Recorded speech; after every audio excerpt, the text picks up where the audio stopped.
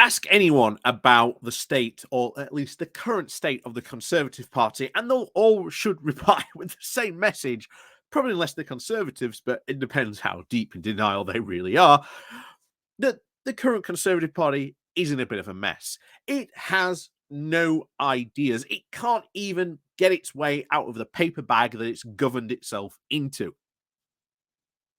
All the policies, all the failure that we are seeing now is of 13 years of absolute failure of not just one section of the Conservative Party, because there are parts of the right of the Conservative Party that would love to lay the blame at the door of the David Cameronists, or the Cameroons, as they're called, the sort of right centrists. And then, of course, we've had, well, pretty much in charge since 2016, the right of the faction, varying from, well, different shades of how hard right you want to go. Even Liz Truss, technically, but she only lasted very, very short time indeed.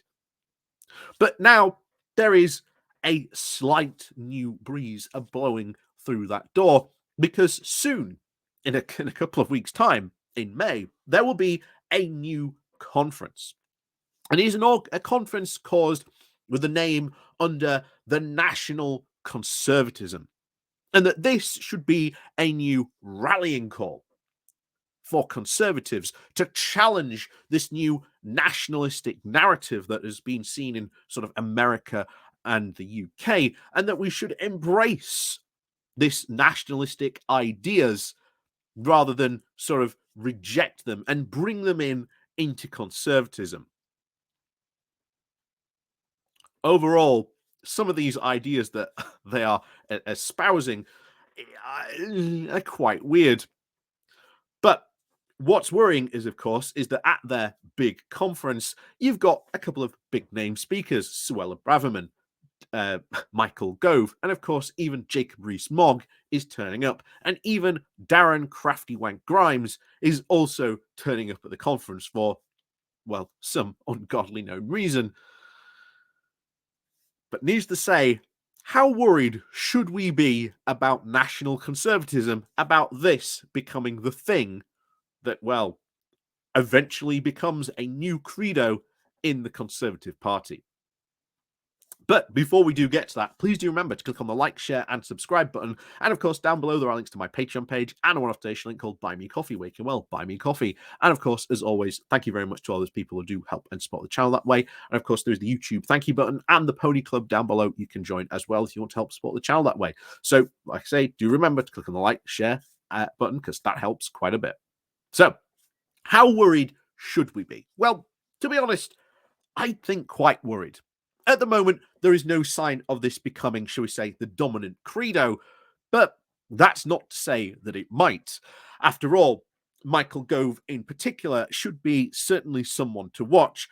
I do firmly believe that Michael Gove has been playing the long game in conservatism, looking to himself attain the position of leader of the party and, of course, eventually the prime ministership. And he is looking for ideas that can get him there.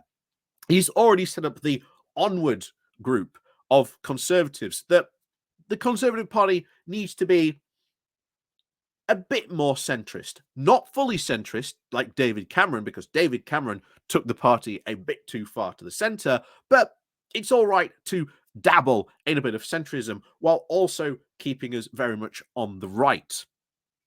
And of course, he's now a keynote speaker to this National Conservatism Conference. But where has this come from before we get into some of their crazy, radical, ridiculous ideas?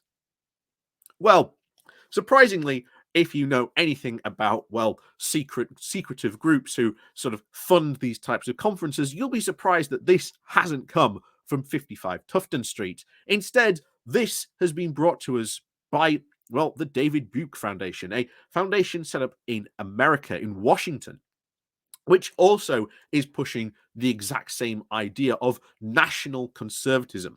Essentially, that we should be praising and protecting our religious credo of, everyone believes in God, so we need to follow that, which basically labels to me a lot of really bizarre religious laws coming forward from this group.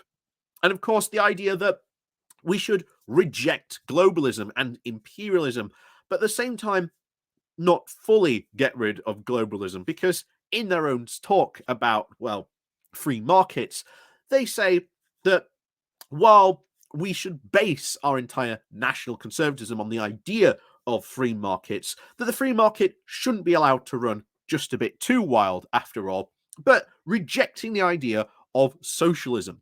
And of course, not really landing anywhere into whereabout these ideas go. But then, bizarrely, they go on to say that companies have become too woke, and that companies who denigrate the national state of the place that they are based in should be punished in some way for these, which is kind of extreme, considering how they started off by saying how wonderful free enterprise is.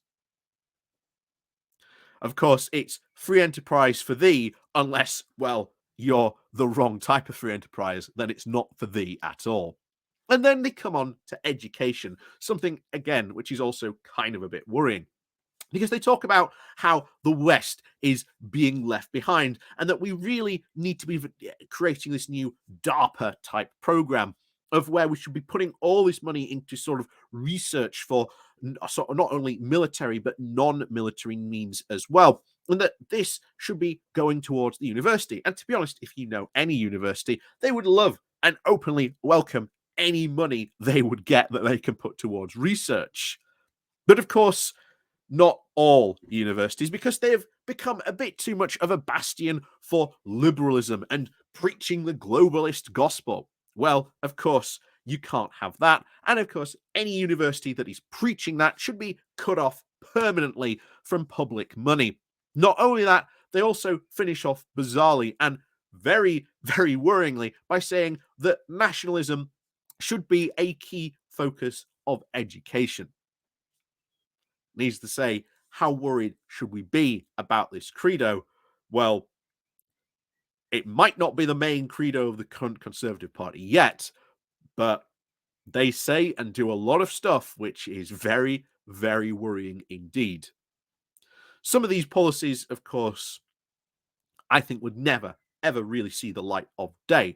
Like I say, they can talk about these ideas all they want, but eventually they will have to turn them into policy about what it is they want to do. And just as we see from all conservatives, when they talk about wanting to get rid of regulation, it all comes back to the same thing of, well, what do you mean want to get rid of regulation? Or as they say themselves, that the state has become a bit too big. Well, what do you mean the state should no longer do? It's the exact same with national conservatism, except with very worrying overtones of a lot of fascism involved, that's for sure. So, as always, thank you very much for watching, and of course, as always, we'll see you all next time.